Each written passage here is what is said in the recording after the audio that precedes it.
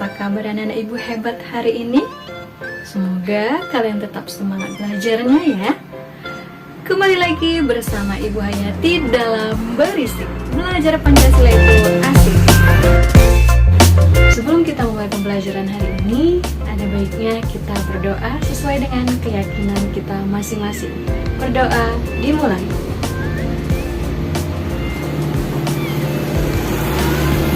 Berdoa selesai. Baik anak-anak ibu, hari ini kali ini kita akan belajar tentang norma. Nah anak-anak ibu, sebelum kita masuk ke pembelajaran kita pada hari ini, adapun tujuan pembelajaran kita yaitu siswa mampu menerapkan sikap sesuai dengan norma. Baik anak-anak ibu, nah ibu akan menampilkan di sini beberapa gambar. Kira-kira manakah yang termasuk perilaku sesuai norma? Apakah gambar yang A, B, gambar C, ataupun gambar D? Oke, baik anak-anak ibu, untuk mengetahui jawabannya nanti ibu akan membahas di pembelajaran yang terakhir. Hebat, hari ini kita akan belajar tentang norma. Nah, yang pertama kita akan belajar tentang pengertian norma. Kira-kira ada yang sudah tahu apa itu norma? Norma adalah aturan atau kaidah yang berlaku di dalam masyarakat untuk mengatur kehidupan masyarakat supaya lebih tentram, tertib, dan aman. Nah, jadi anak-anak ibu, norma ini sangatlah penting kita lakukan dalam kehidupan sehari-hari ya. Nah, jadi tahukah kalian bahwa norma itu terdiri atas 4 macam. Yang pertama, norma agama. Norma agama itu adalah norma yang berasal dari Tuhan. Contohnya apa? Contohnya bisa kita melaksanakan ibadah sesuai dengan keyakinan kita masing-masing. Kemudian jika dilanggar maka sanksinya yaitu berupa ancaman di akhirat atau berdosa. Nah, yang kedua norma kesopanan. Norma kesopanan adalah norma yang berasal dari pergaulan masyarakat.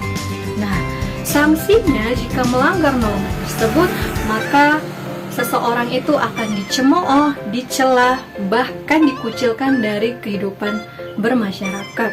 Contohnya apa norma kesopanan?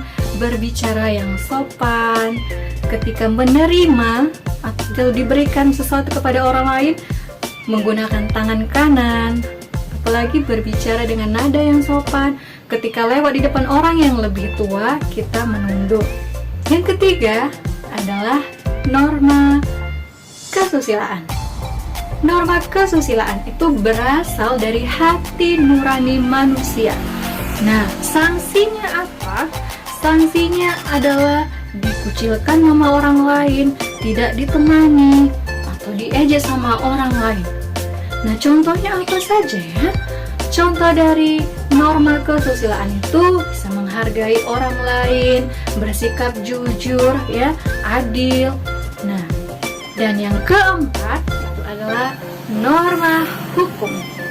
Ada yang tahu apa itu norma hukum? Norma hukum adalah norma yang berasal dari pemerintahan yang berwenang. Contohnya apa? Banyak ya nak ya. Bisa peraturan berlalu lintas, peraturan tidak boleh mencuri, dan peraturan-peraturan lainnya yang berasal dari pemerintah. Jika dilanggar, maka akan dikenakan sanksi di penjara ataupun bisa dikenai denda. Nah, jadi anak-anak ibu hebat, itulah contoh keempat norma. Bagaimana? Apakah sudah paham? Kalau sudah paham, ibu akan berikan beberapa soal latihan di bawah ini. Kalian bisa pause videonya untuk mengetahui atau menjawab soal yang ibu berikan.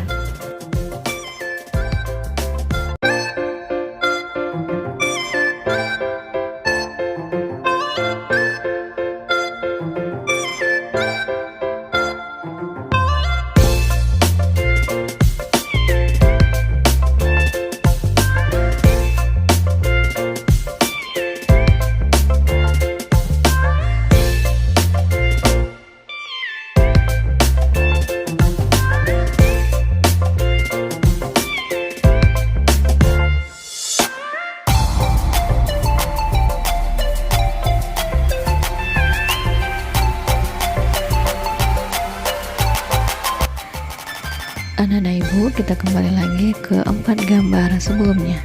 Jadi dari 4 gambar A, B, C, dan D, perilaku yang sesuai norma adalah gambar A dan gambar D. Baik anak-anak ibu, jadi kesimpulannya bahwa norma itu adalah aturan yang ada di dalam masyarakat untuk mengatur kehidupan di dalam masyarakat. Norma terbagi dari 4, tadi ada norma agama, norma kesopanan, norma kesusilaan, dan norma hukum. Jadi, semua contoh norma tersebut itu haruslah kita terapkan dalam kehidupan kita. Supaya apa? Supaya kehidupan kita nanti menjadi lebih baik, lebih aman, tertib, dan tentram.